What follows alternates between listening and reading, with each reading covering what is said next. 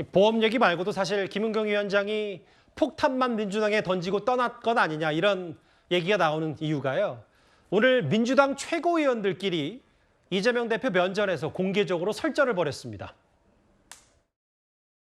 국민이 선출해야 할 총선에 영향을 미치는 것도 아니고 국민의 민생과 관련된 시급성을 다투는 것도 아닌 일로 오로지 민주당 대표와 지도부를 선출하기 위해 이런 무리수를 두어야 하는 이유를 찾기 어렵습니다. 혁신위는 민주당의 시스템 공천을 완전히 무시해버리는 발표를 한 셈이 돼버리고 말았습니다. 내 마음에 들지 않는다고 혁신을 거부하는 것은 자기 스스로를 낡은 존재로 만드는 길이라는 것을 우리 함께 자각했으면 좋겠습니다. 공개적으로 최고위원회의에서 이재명 대표 앞에 두고 혁신안 받겠다 못 받겠다 이렇게 최고위원들끼리 좀 설전이 있었네요. 네, 최고위원회에서 저런 모습이 나타나는 게 굉장히 쉽게 보기 어려운 장면이기 때문에 이미 언론들은 심리적인 분당이 아니냐 이런 얘기까지 나오고 있는데요. 사실 이 혁신안과 관련해서 왜 이렇게 전당대회 룰을 만드는 것에 집착하느냐. 아직 전당대회가 돌아오는 것은 한참 남았는데 이런 지적이 있는 것이 사실이고요. 두 번째는 지금 민주당이 왜 국민들로부터 외면받느냐라고 한다면 가장 중요한 이유 중에 하나로 이 강성 팬덤에 의존하고 있기 때문이다 이렇게 얘기를 하고 있는데 오히려 강성 팬덤에 더 의존하도록 혁신안이 나온 것이 아니냐 이런 지적도 있는 것이 사실입니다.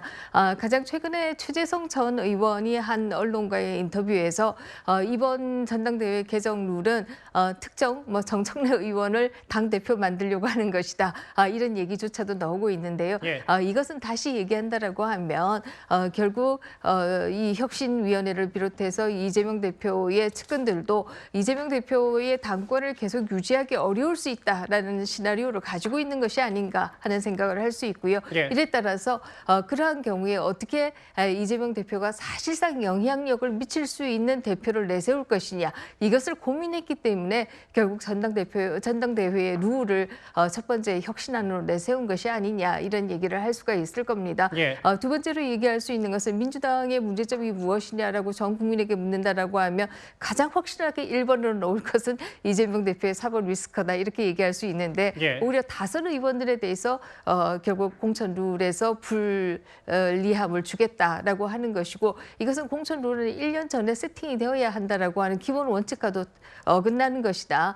이런 점에서도 문제 제기가 많은 것이 사실입니다. 김민정 교수님, 전공이 정치개혁, 정당 발전 이런 거 전공하시잖아요. 실제로 교단에서 학생들 그렇게 가르치시고.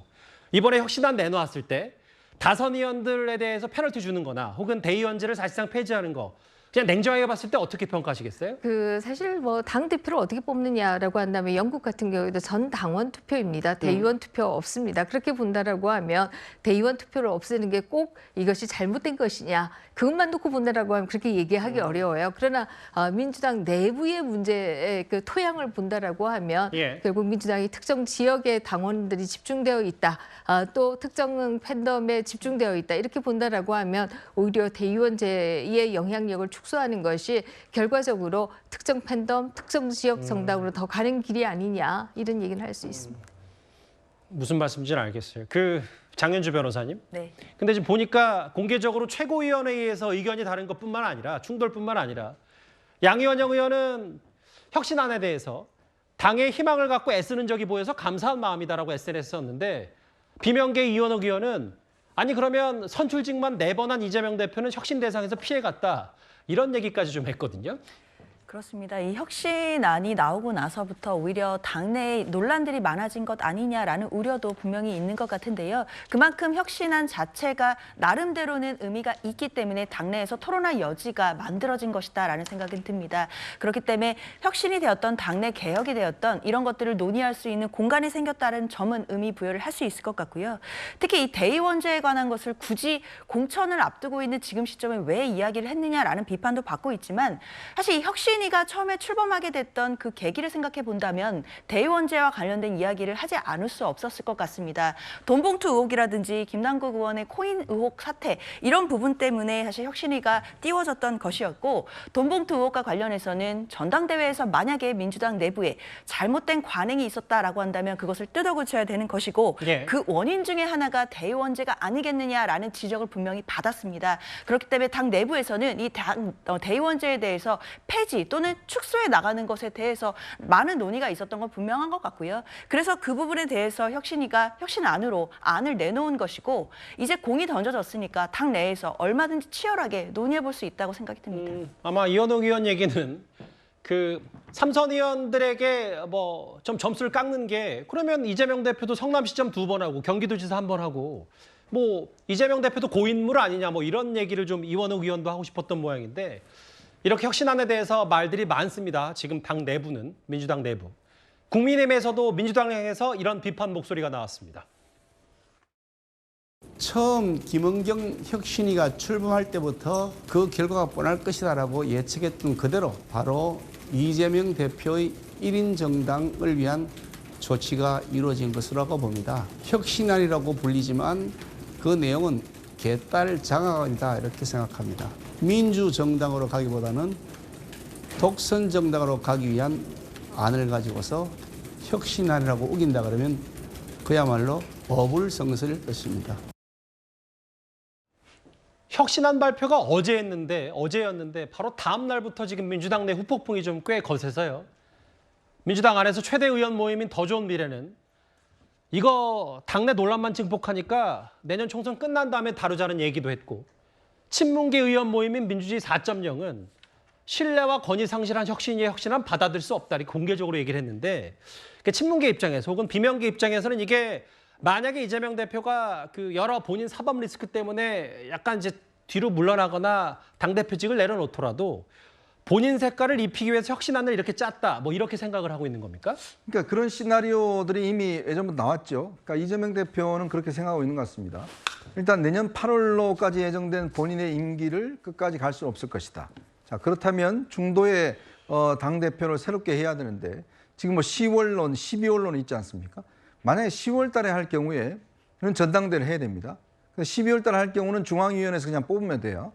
자, 그러면 10월 달에 만약에 뽑을 가능성도 있는데 그렇다면 친명계가 뽑혀야 된다. 왜 혁신위를 저렇게 무리하게 띄웠을까요?